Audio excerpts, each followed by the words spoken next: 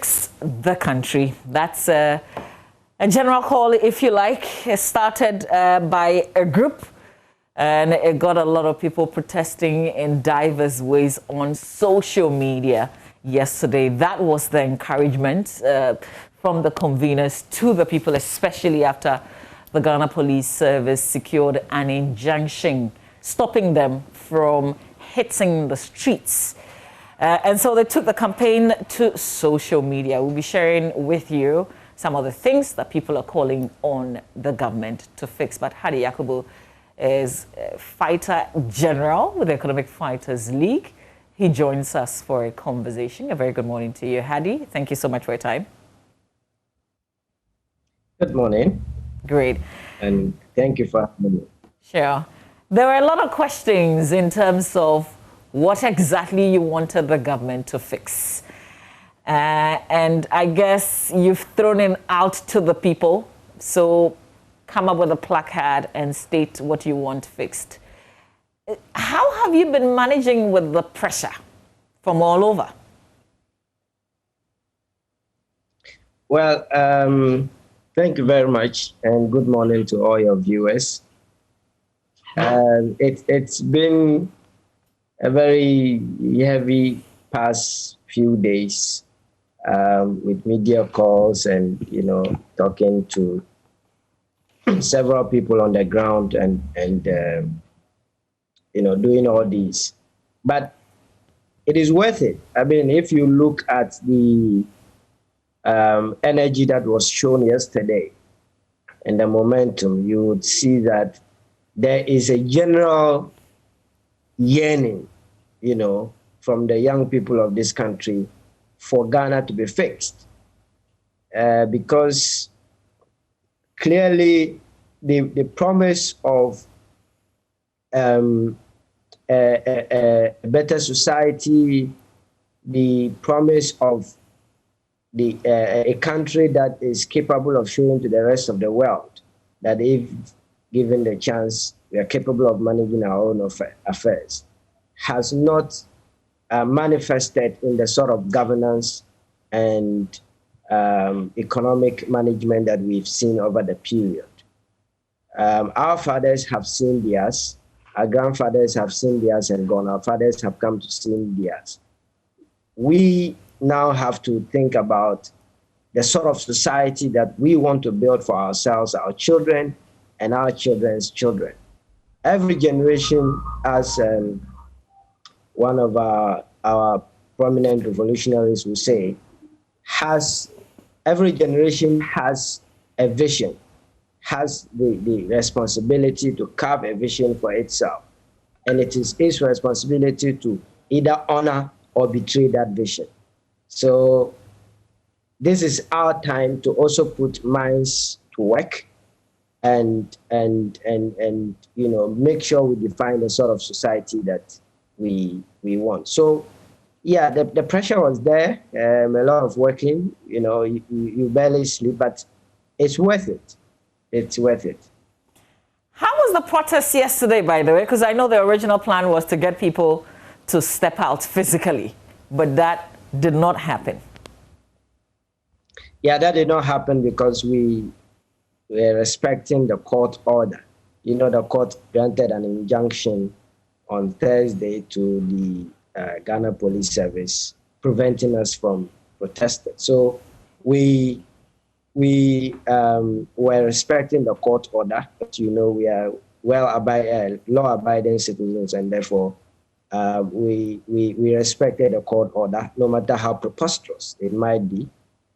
So we didn't gather physically. We sent out information to all the teeming young people across the country to do so in their homes and on their streets and in their ghettos, and wherever they find themselves, they should take the protest there. So in a way, if you look at it, what the Ghana police and the state wanted to prevent, they actually gave more oxygen and led to ease decentralization to various parts of the country, when initially it was just going to be in Accra.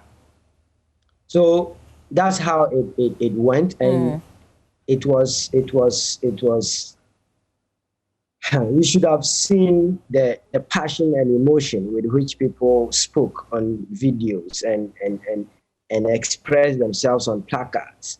Um, it shows the love that the young people of this country have for the country, and the responsibility they want to take upon themselves to not just sit down and be recipients of whatever comes their way, but be active participants in defining what sort of society that Ghana ought to be in this day and age. As organizers and leaders of this protest, this hashtag Fix the Country, were you surprised at the heavy presence of police at the Independence Square, essentially guarding or policing a court injunction? I was not surprised. If you've been doing this for a while, you would know the modus operandi of the police already. And sometimes people like to see the police as isolated from the systems and structures that we are complaining about. But in actual fact, the police and military are not isolated. They are the violent arm of the state that the state uses in oppressing the masses. So I was not surprised. A lot of people were actually. And one of the main talking points that came up was the fact that the police found a lot of water, to put in their tanks, to go and wait for us at the Independence Square when people were protesting about lack of water in their homes. So if you have water to put in your tanks to wait for citizens to spray on them, but you don't have the resources to provide water for people to drink. And so it shows you the kind of priorities that the system has. It will rather spend resources in trying to suppress the voices of the people than spend those resources, which resources are coming from the people anyway, spend those resources in seeing to the welfare and well-being of the people. And this is what young people are not happy about. And we need to build a more compassionate society that caters to the well-being and basic necessities of it. We can have a country that prioritizes the luxury of a few to the necessities of all of us. That is not a sustainable sort of arrangement, and we need to change that. Hardi, let's talk about results, because you achieved something yesterday. I mean, you achieved a lot. Maybe one of the ones that we can easily point to is the fact that the finance minister came out. He had his own hashtag, by the way, Fix the Economy. And he addressed some of the challenges, and he said that they were fixing it. So what do you make of the fact that the finance minister came out to address some of the economic issues? Well, I mean, I think we can all appreciate the fact that the finance minister came to talk about this and acknowledge the work that young people were doing virtually. But we need also to look at the form and content of the address. First of all, it is very interesting that the day that we chose to do virtual protests, because of the state's intransigence in preventing us from doing a physical process, the finance minister also does a press conference, sort of to take the media shine out of the protest that the young people of this country were planning, and then center himself in the conversation in a way that sought to, even though unsuccessfully, deny the people the sort of space that was needed to articulate their concerns to the system. So, we think that, I mean, by and large, there is not enough listening, and you could see that from the responses that the finance minister gave. First of all, this hashtag is not about fix the economy. It is fix the country. Fix the country is a broader thing that goes beyond just the economy. The economy is a small microcosm of the country. There are so many things that are broken in this country that need fixed. In fact, the whole country is broken. And it is not broken because of just a few years of actions or inactions. Yes, it is broken because of the compounding and the accumulation of actions and inactions, very reckless actions and inactions by successive governments over the period. And these actions come about as a result of oppressive and non-compassionate structures that have been put in place right at the founding of the so-called Fourth Republic. So we need to look at these things. So whereas the finance minister would come and tell us about 1D, 1F, and all of those things are appreciated. We appreciate his gesture, but we need to look at the form and content that he chose. And we think that it unfortunately did not show much of. If people are talking, right? You say you've done all these things.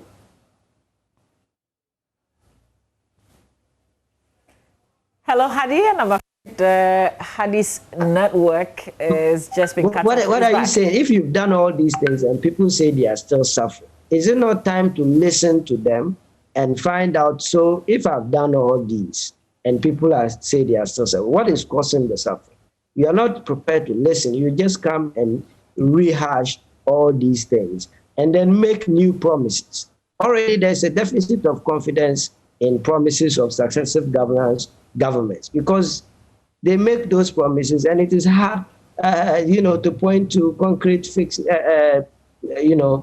keeping of those promises. And then you come and make new promises on top of that. So, Hardi, are you saying, for instance... It shows a lack of listening here. Yeah, Hardi, the finance minister, for instance, says that I am working with the Minister for Water and Sanitation to immediately ensure potable water to areas of crucial need.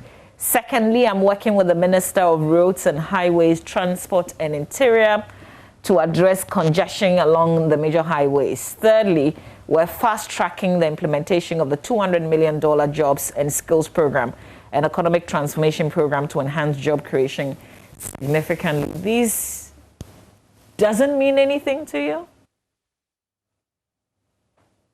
No, I mean, it would be probably unfair to say these don't mean anything. But the fact of the matter is that these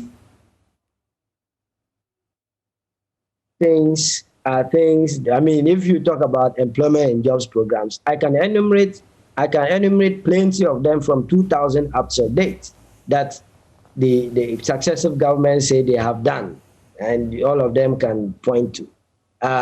If you talk about programs to deal with water problems or to deal with road problems, I can enumerate plenty of them from 2000 up to date that successive governments say they have implemented, to bring results, but the same issues remain. So it sends the signal that no matter which government is in power, there are certain things that don't change. Why don't they change? Why are they not changing?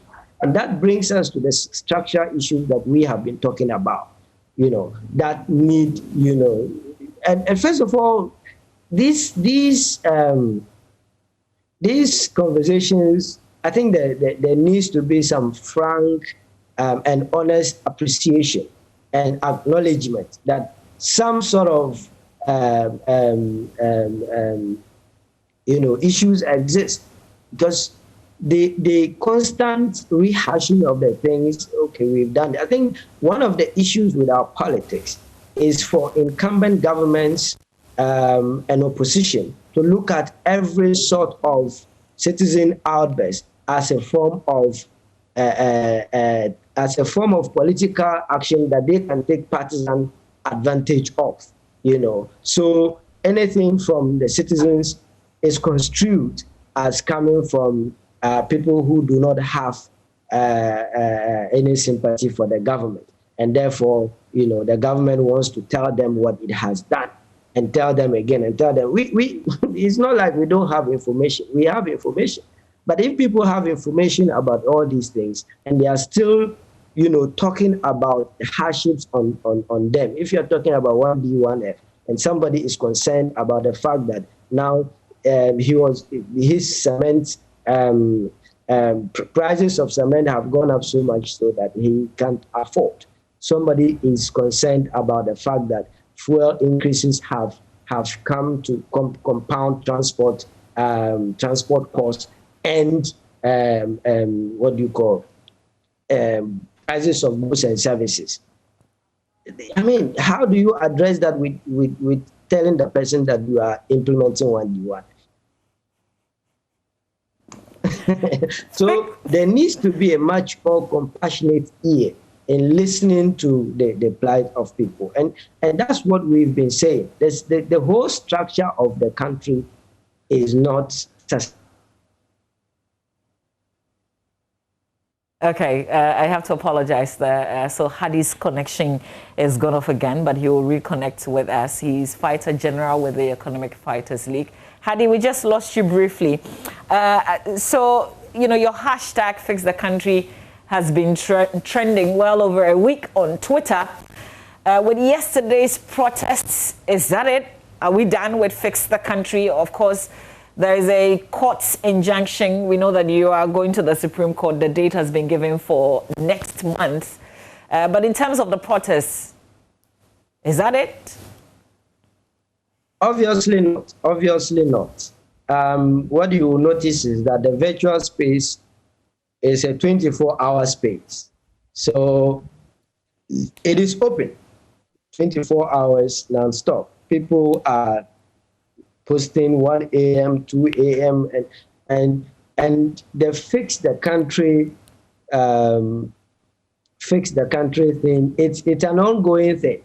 And if young people are saying the country should be fixed and the country is not being fixed, it cannot be it. They have to continue to raise their voices about the things that need to be fixed, and therefore get the things to be fixed. One of the issues that are important in terms of fixing the country in general and not just the economy is to look at the soul of the republic, which is the 1992 Sakawa Constitution, which did he say Sakawa? Puts a lot of power. Hardi, did I hear you say Sakawa? Yes, the 1992 Constitution. I mean, at the Economic Fighters League, we call it a Sakawa Constitution. Sakawa because it is a very deceptive document that purports to give power to the citizens. But in actual fact, in its operation and implementation, what it has done is to put a lot of power in the powers that be, the executive arm of government especially, but also to all those other players in the governance of the country. And, deny citizens the power. You saw what happened yesterday. People even merely to go and protest, people cannot. But so where is the power? Yeah, but Hardi, this is a constitution that we've been using well over 20 years. That's the problem.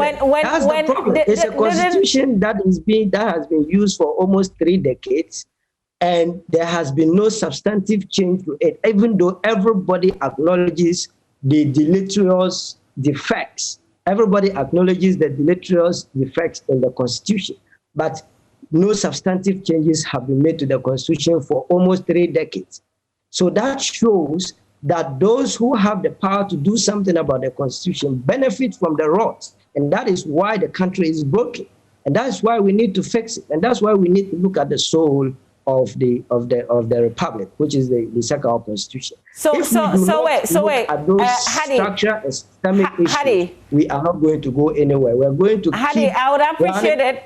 Hardi, please listen to me. I would appreciate it if we stick to the 1992 Constitution instead of the Sakawa Constitution, because the Constitution as we have it is not called Sakawa constitution, but the 1992 But I have the right to describe it, don't I? Yeah, but you're on my platform. And some would describe it as a progressive constitution. Yes. Some have said it is libertarian constitution. Some have said, I also have the right to describe it. Yeah, but what we're doing on this platform is also educating. When you pick the constitution, you won't see Sakawa written on it. It is the 1992 constitution. I think I'm more comfortable. The same way, if you pick you will not see progressive constitution or libertarian constitution on it. But nobody. People have the right to describe the constitution the way they deem fit. Which I appreciate. Right? Which I appreciate. If you analyze it, which I appreciate, Hardi. And that's how you. I appreciate that, Hardi, except that there's no other person on this platform who has used progressive in describing the constitution. So please, let's just stick to that, and we will be fine. We're not analyzing. You're talking about people who have used it for joy. Exactly, but in this, you only want the positive. No, Hardi, you only want the positive. Okay, so Hardi, let's make progress. I'm saying that in this particular conversation that I'm having with you, there's no other person with us who is describing it in another way. I get the defects that you say the Constitution has, but I think I'm more comfortable in terms of what the Constitution is. It is the 1992 Constitution. You can, talk about the things that you're not happy with it. I would appreciate it. So are you saying, in effect, that one of the things that you're also calling for, as you call for the Fix the Country, is also the Constitution? Well, look, people have been calling for the Constitution's overhaul for a very long time. And one of the things, for instance, that came out in the hashtags, if you go through them, is the issue of ex gratia, for instance. Why would you have in a constitution, a select few group of people who take something that is akin to pension every 4 years? They come and take it, and they go back to the same work, and they do 4 years. They take it, they go back to the same work. When somebody can work as a nurse or a teacher for 30 years and only earn a paltry sum as his or her pension, it doesn't make sense. It doesn't build a sustainable, compassionate society, right? So there are certain things that that have to command our attention. And if those things command our attention, we will see that we will be quite close to where we want to be. But we cannot continue to do the same things and expect different results. Okay, just finally on this, what would make you begin to think that you're being listened to, particularly by this government? Well, first of all, I think there is a need to stop these shenanigans of trying to stop the process or derail it in any way. First, when the Fix the Country hashtag started trending, you saw what came up: fix yourself. Very ridiculous hashtag, fix yourself. Then came we are fixing it. Then came several. Then they started forging documents. They forged a statement on our letterhead and said that we were dissociating ourselves from the other conveners, which was not true. They called us to go and meet IGP, which was then directed to meet National Security Minister and other ministers. Then, whilst the meeting was going on, they sent the police to court to go and secure an injunction. So all of these things are things that are meant to derail the expression of the people's frustrations. You don't communicate a message of listening if you do these kinds of things. So first of all, that thing has to end. Secondly, it is important to stop this attempt of saying we are doing this, we've done this, as if to sound like, and then even doing that in comparison to previous government. That so making it an NDC MPP sort of. NDC and MPP are two sides of the same coin. They are made up. Those people at the top, they are made up of the same class of people who have sort of ganged up to amass wealth for themselves, wealth, power, and influence. That's some allegation. That's some allegation that that is some huge allegation you're making there. What do you have to back that allegation that you're making, that they are up there to amass wealth for themselves? Oh, you just have to go and look at the Auditor General's report and see all those things that have been coming year after year. Yeah, but all those people who have been caught to have done A, B, C, D, what has happened to them? Well, first of all, again, Hardi, on this allegation that you're making, by the way, I am disassociating myself from it, and by way of that, the station, because these are not allegations that we can back with any evidence. But if somebody has not been condemned by the court, who are you to point to Auditor General and say because of you asked they're guilty me of for this? What I have to back, and I'm backing. I think Hello, Hardi. Your line is going bad, unfortunately, and it's just when we got to this crucial point of, and you're back, Hardi. So, Hardi, I'm saying that you're making some wild allegations here, and I'm asking for what you have to back that. But I'm also mindful of the fact that it is only a court that can pronounce somebody guilty. So if it hasn't, you can't point to the Auditor General necessarily in terms of the allegation that you're making. No. Please wait. I mean, this idea of let's be fine and fit and not try to call a spade is not going to lead us anywhere. There have been serious issues of, even your own station has broadcast a lot of investigative pieces led by Manasseh Azure Awuni and the other fine investigative journalists that you have in multimedia about how people are conniving to steal money from the state, and nothing has happened to them. If somebody has stolen money, we need to call it what it is. It is stealing. Why are we trying to be fine and fit and try to use euphemisms that only lead us to conceal the crimes against the country that we are trying to fight against? I don't think it does us any good. But I mean, not to detract from the conversation we are having, I believe that the fundamental issues that need to be tackled need a broader conversation beyond just the economy, beyond just a shopping list of things that have been done or being done, or that a certain group wants to be done, but look at the country holistically and fix it. All right. Okay, well, Hardi, I'm not sure this will be the last time that we'll be talking. For as long as the hashtag is trending and issues come out of it, we will certainly call on you again. Hardi Yakubu is... Thank you very much. Fighter General. So what do you do as Fighter General, by the way? Well, I manage the operations of the league. Okay. All right. Well, thank you so much for your time. He's with the Economic Fighters League. We're talking about the National Science and Maths Quiz 2021. Infantipim and Infantiman schools are in action today. Maxwell Agbagba is in Cape Coast. We will put the spotlight there when we return.